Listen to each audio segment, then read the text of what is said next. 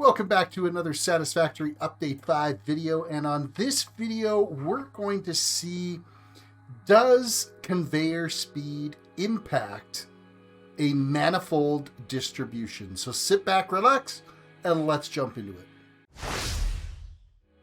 Alright, so here we have gone and created a mirrored manifold system. So basically what this is we have a manifold that is traveling down this way, and we are basically mirroring each side of it. So all of the outputs are being used on the splitters for our manifold. So I'm just using standard splitters here, and then we have conveyors that feed off of them into the smelters. We have actually 26 smelters set up in line here because I have upgraded the Mark III miner that's over there on this pure iron node. I've thrown some power shards in it, and we have it putting out at 780 items per minute, which is what our conveyor can bring down into here. And when we get it connected, we'll end up feeding through this system to get all of these smelters, and 26 smelters divides equally into 30 items per minute for smelting up this iron ore. So how I've got this configured is we're using just standard splitters all the way along here. And then the last splitter is the only one that I've made any difference to. And that's because on this one here, I've used a programmable splitter. And we're just going to fly down here so I can show you what I've done. I've turned off, oh wait, it actually has changed its settings here. I want this to be none. And this is going to be set to any. I want it set at, and this one we're going to set it to any as well. I was going to set them to iron ore, but I want any on this because it doesn't really matter for this test. But the big thing is here is the center channel. I want it set to none because I don't want it buffering any items into the end of this splitter.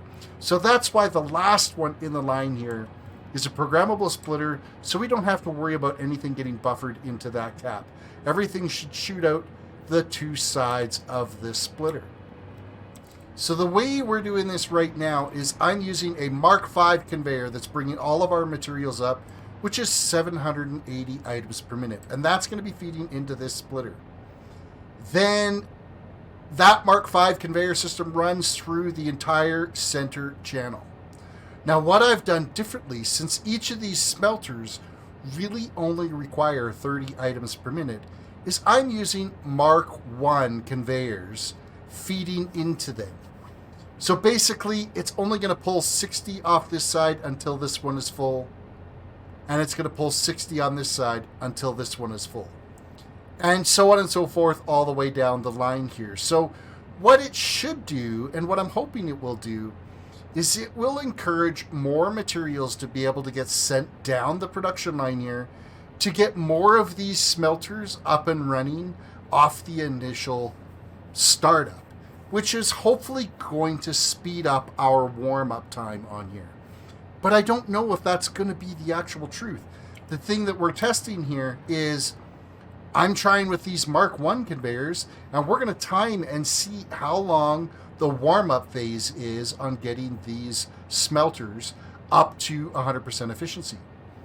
So once we get a time on that, then what I'll do is I will change out these conveyors that are feeding in and do the whole thing in Mark V conveyor systems. And then we'll time it again, and we'll see if there is much of an impact before this system completes its warm-up phase and reaches 100% efficiency.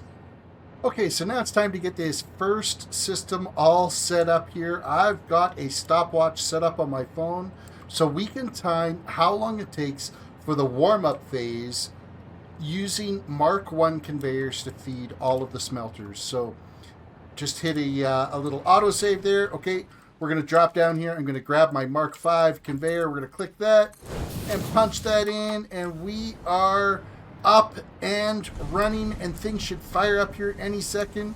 And as you can see, it looks like the first 5 or 6, maybe even 7 on each side have turned on, and they will start filling up And I have started the stopwatch, so we have got the timer cooking. And we'll just see how long it takes now for this first warm-up phase. So I'm anticipating that these first 4 smelters, maybe even 6 smelters, are going to fill up relatively close to the same time, because they are getting about the same amount of materials fed into them. So they should be fairly quick at getting these filled up. Once these ones fill up, then it just filters on down the line here to get the rest of the smelters running to their potential. So let's see how long it takes with the timer. All right, so we're about 3 minutes and 15 seconds in, and the first of these smelters are going to reach full capacity here, and they're going to then only require 30 items per minute, which is going to force more materials down the production line here. And as you can see, we've reached 100% here on, it looks like the first 6, first 8, first 10, almost the first 12 smelters have reached 100% in their capacity, which means they can now force more materials down the line here, which are going to filter down to these last few that we've got to get into production. So we're going to see these last ones here, they're going to flicker off and on for a while as they continue their warm-up phase. So we will just keep the timer going and see how long it takes before these ones end up reaching their completed warm-up phase. All right, let's record in. We are just over, we're 25 and a half minutes now. And I say we're sitting at roughly about 99% of the way to it. Just that last little 1% to make sure that these ones always stay on. It seems like it never really quite gets there. I know, I've even gone over to verify that we have enough coming off, because I actually have that miner set up. It's actually putting out 960, so it's putting out more than the conveyor can handle, and we've got 780 items coming in here. And we're just, every few seconds these will flash to yellow, or not even a few seconds. It's like every 30 seconds they're going to kick out for a bit and say, you know what, we're not there. So I'm going to say it took 25 minutes to get to 99.9% efficiency. So the warm-up time, you're better than 25 minutes to be able to get this system cooking along and producing all of the items that you want it to produce. Now, in that 25 minutes, let's go have a look at our storage here. We have 3 full double stacks, 4 double stacks, and we are now just getting to the point here where it's going to start backing up on that, which we're not going to want to do. So I'm just going to hook it up to the Awesome Sync to get things rolling through and be able to get these emptied out so that this doesn't all pile up on us here. But there you go. Mark 1 conveyor, 25 minutes. Now it's time to change this out to Mark 5 conveyors. All right, so while we're waiting for these things to empty out, I have converted them now all over to Mark 5 conveyors. And let's just talk about this. So basically, my thoughts behind this is, initially what's going to happen is we're probably not going to turn on as many smelters as we did when we first turn it on. However, these first handful of smelters are going to fill up significantly faster and move the materials down faster. So I'm curious to see what that's going to do in the long run when we end up getting to a point where, getting all of these filled up to get through that warm-up phase. Is it more beneficial for us to fill up these first smelters as fast as possible, or is it more beneficial to get as many of the materials down further so you can have more smelters running? So this will be a really good test to see which is going to be your best scenario.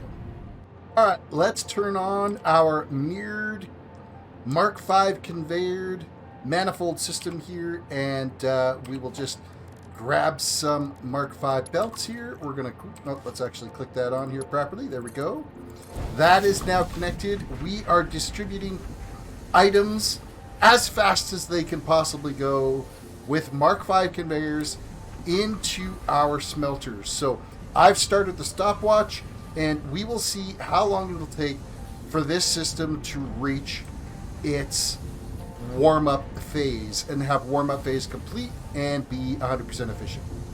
All right, this was a really interesting discovery. So with running the Mark 5 conveyors feeding into each of the smelters, we hit the 99% efficiency mark, where it was just the last two smelters.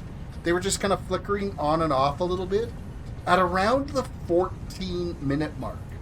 So that is like 10, 11 minutes faster than the Mark 1 conveyors feeding into these smelters. And then we fully achieved 100% efficiency with the Mark 5 conveyors at around the 23.5-minute mark. That is pretty impressive. So, I mean, clearly what we have discovered is absolutely get the materials into your smelters as fast as possible, and it will help progress your line further on down to get that warm-up phase completed faster. It was a really interesting find. On a little side note, what I might try to do next here is I'm going to change out all of these splitters to programmable splitters and set the output side of this when it feeds on to overflow, and just to see if that makes any impact, if we could speed up this overall process to achieving 100% at all by waiting until these smelters are completely full before it moves on to the next one. So I'll do a quick test on that and I'll give you the results. All right, so for our last little experiment here, just more for, what if scenarios, I have changed out all of these splitters to programmable splitters. Each left and right side is set to any, and the center channel is set to overflow, so it will not move on to the next set of smelters until the first set or the previous set have been filled. So we're going to hook this up. I've got the stopwatch all set up, and we're going to see if this makes any significant impact at all. So let's grab our Mark 5 conveyor here. We're hooking it in line and starting now. Stopwatch is started, and these first ones are filling up as fast as they can possibly go. And then we will shift into overflow here, and this really doesn't take long on these first ones, because basically, we're taking 780 items, we're cutting it in half and filling it, we're full, so we're already on to the second ones here. So let's see if we can speed up this warm-up time by putting the programmable smart splitters in here. Well, this was a really surprising result here. So with the changeover of all of these to programmable splitters in here, the time it took to absolutely 100% complete our warm-up stage took 12 minutes. We reached 100% efficiency in 12 minutes by allowing these to fire up individually and prioritize our first smelters until they were completely full before filling up the next smelter, so on and so forth down here. That was very surprising result. I wasn't expecting it to be like it was. That shaved off a lot. Like, that was 7 minutes warm-up time it shaved off by putting in the programmable splitters. Now, is that a big deal for anybody? 7 minutes may not be a big deal.